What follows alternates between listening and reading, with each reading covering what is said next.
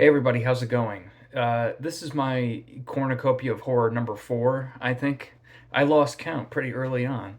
We're going to do a book today instead of a movie, because I was planning on seeing this movie for a while actually, and I decided I knew it was a book.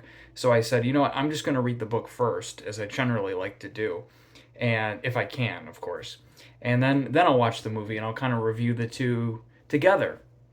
And to be honest with you, I don't think I'm going to do the movie review at all. I think I'm just going to talk about the book, and we'll get into that.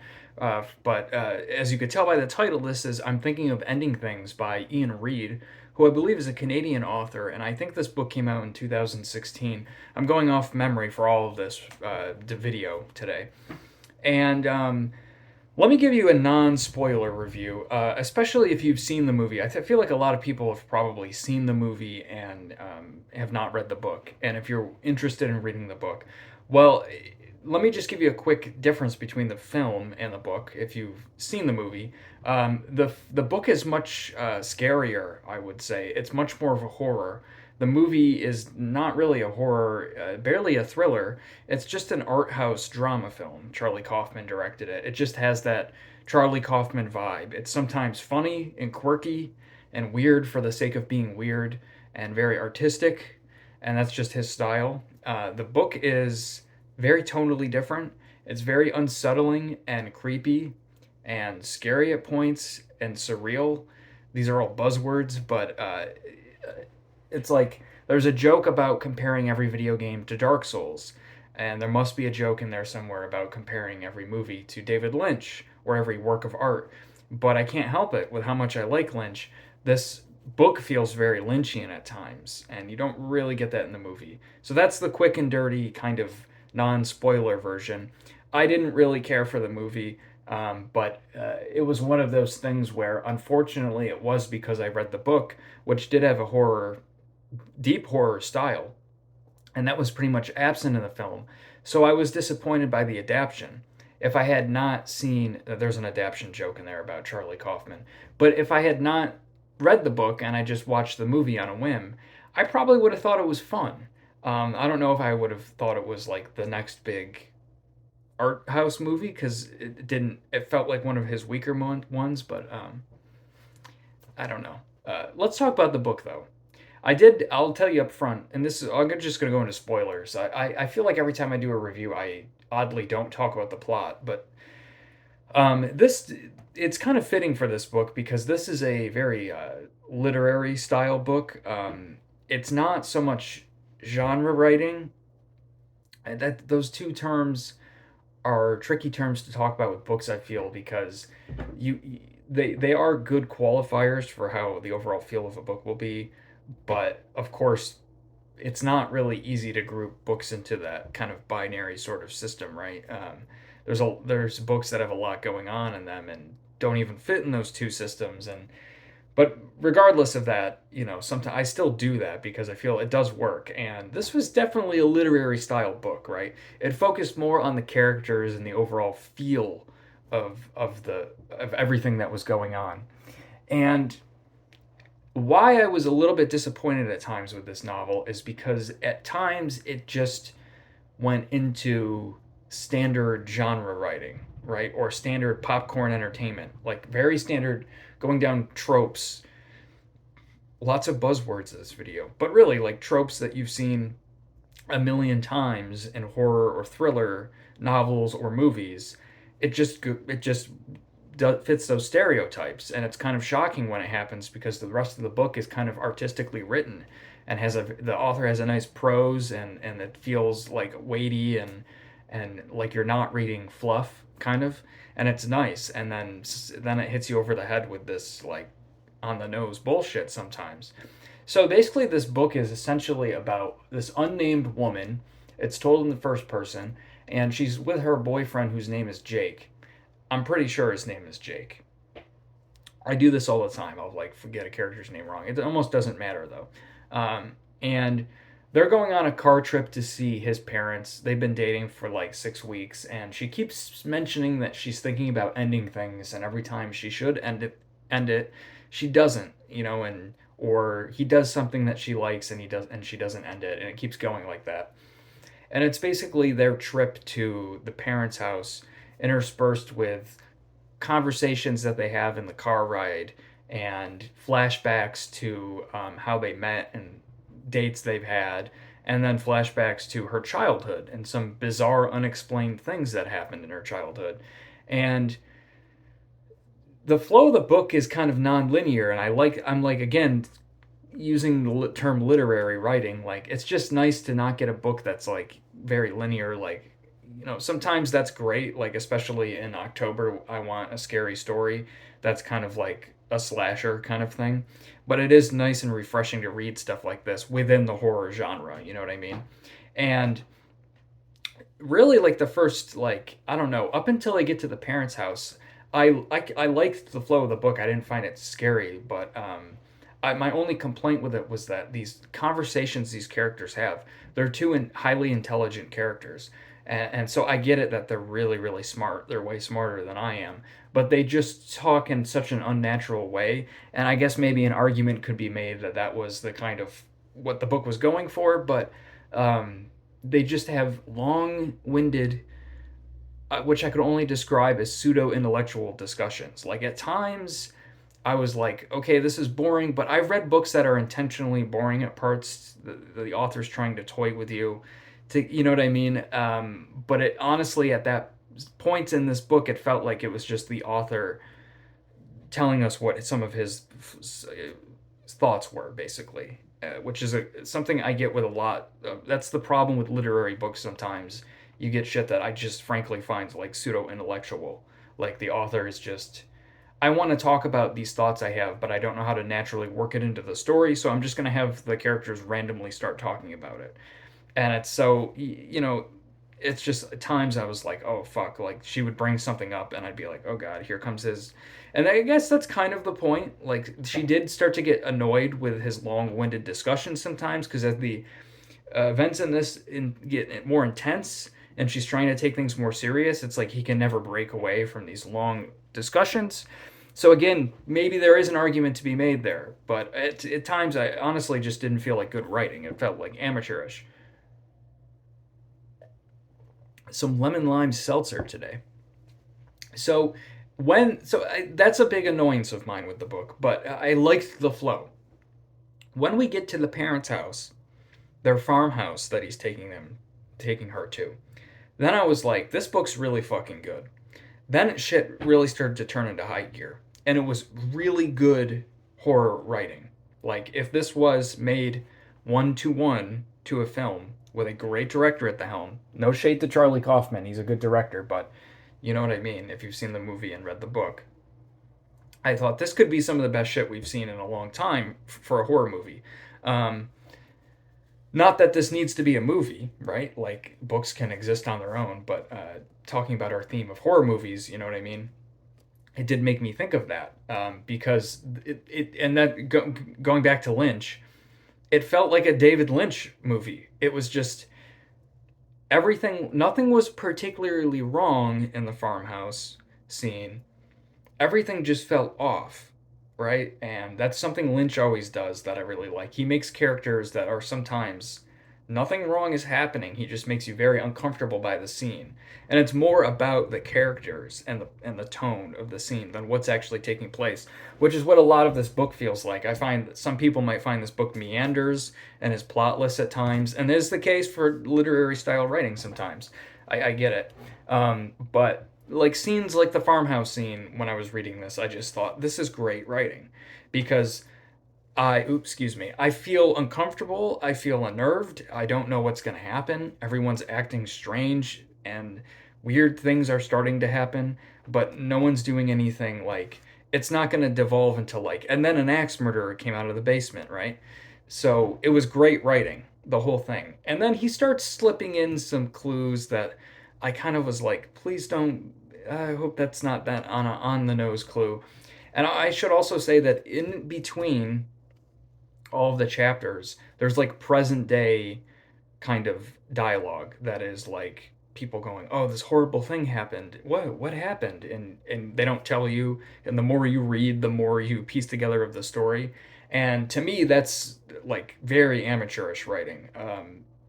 I was like shocked when I got to the conclusion of this novel because I was just thinking, what the fuck? Why is this in here? This is like telling us what's going to happen. Like it's like heavy-handed foreshadowing. I don't know if that makes sense what I'm trying to explain, but the way it was done, you've probably seen it before, and it's very amateurish, and it was kind of shocking to see it. Almost like, did the publishing house make him put this in here? Did his editor make him do this stuff? Because a lot of the book is written so well, it's shocking that they would like foreshadow stuff like that. So to be honest with you, I kind of like put up a defense mechanism and put that out of my mind, and I would just kind of like almost block that kind of shit out sometimes and just read the book for what it is. And it gets to a point, it starts getting more and more bizarre as it goes on, and then it really, like the last like 100 pages of this book really are good. Like they're just, there's a scene where they go to Dairy Queen that, I hate to harp on Lynch, but I was just like, this is like Twin Peaks Blue Velvet kind of shit. It's just so creepy and weird and funny at the same time. It's just great writing. And then at the end of the book, it devolves into slasher movie chase bullshit with the character going crazy, which is just kind of cool, but I've seen this so many times. And then the twist ending, which again, this is all spoilers, so turn away if you don't want to hear the twist. The twist ending is that it was the main character, Jake, the whole time. And he basically, this is just a story he was telling. It was basically his suicide note. The thinking about ending things was him ending his life. And he did meet this woman, but it never turned into anything. And what if it's one of those?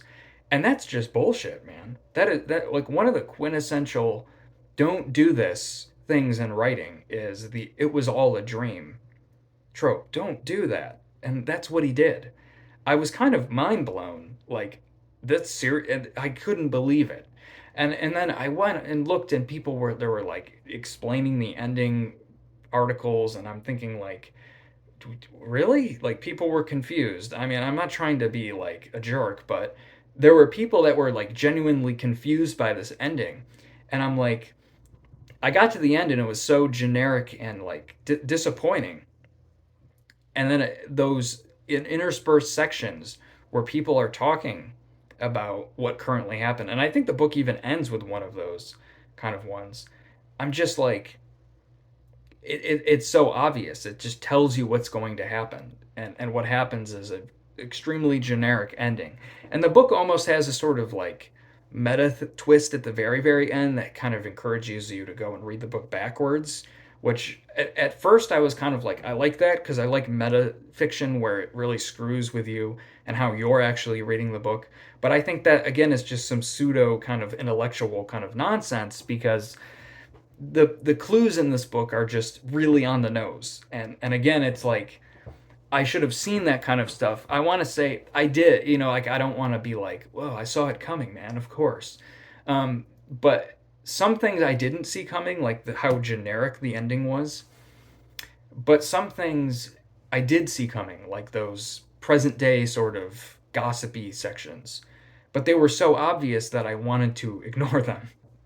I don't know if that makes sense, but that was my thoughts with the ending of this book.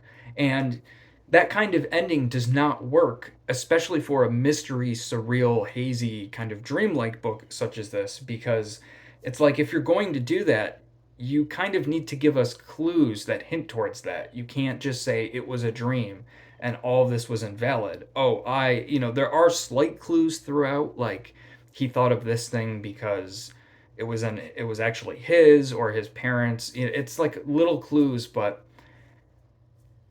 using that kind of ending, it's almost like a Deus Ex Machina sort of thing because you can do anything. You can do anything you want in the book. And at times it does feel like this author wrote creepy scenes just to write them and never felt like he needed to tie them back to things because he could just say it wasn't real. It wasn't real. And yeah, I don't know. We could go more into it. Some people like the ending. That's fine. I thought it was a horrible ending. I thought it was terrible, honestly, and it ruined the book.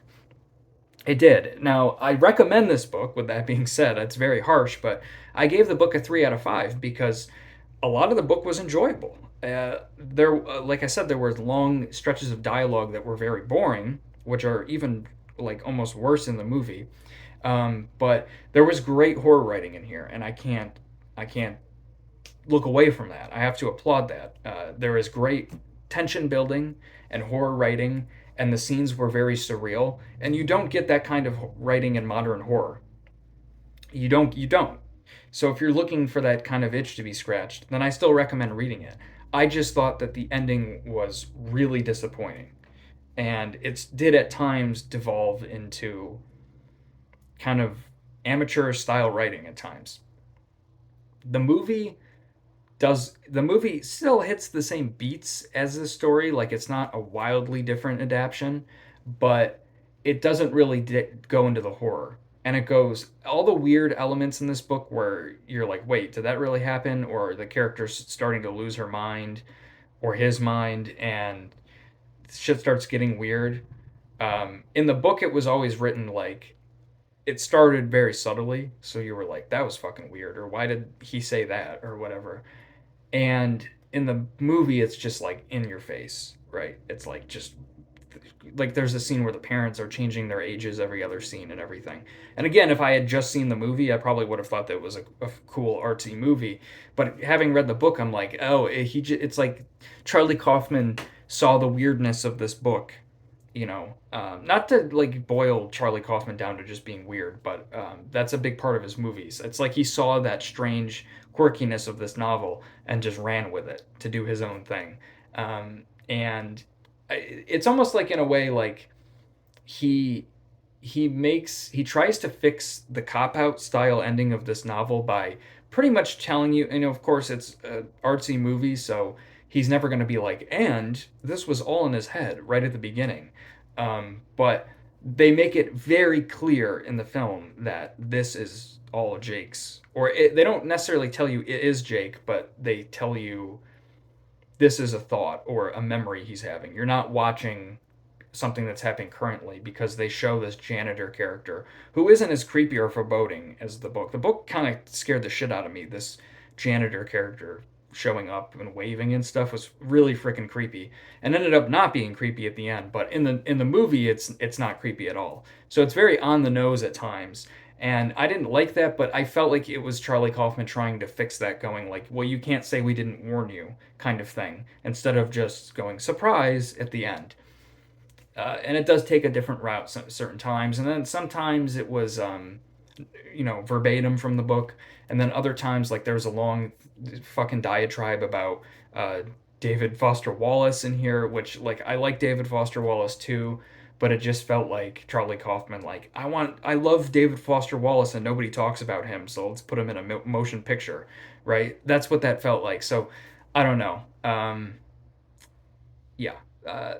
This was like way longer than I expected to talk about these two. And I said I wasn't even going to really talk about the movie, but reading it on my Kindle, I still, like I said, I recommend it. If you watch the movie, then I definitely recommend it because you might find it have something that the movie was lacking. Or if you have read this but haven't seen the movie, then I don't know. But if you haven't seen either, well, I spoiled it, but I still recommend reading it. It's a short 200 page like novella. I wouldn't really consider it a novel. It's like 212 pages. You can read it in a sitting or two, and it might be a fun read. And it's at least cool to see different things. And with that being said, I will check out Ian Reid's other novel, Foe.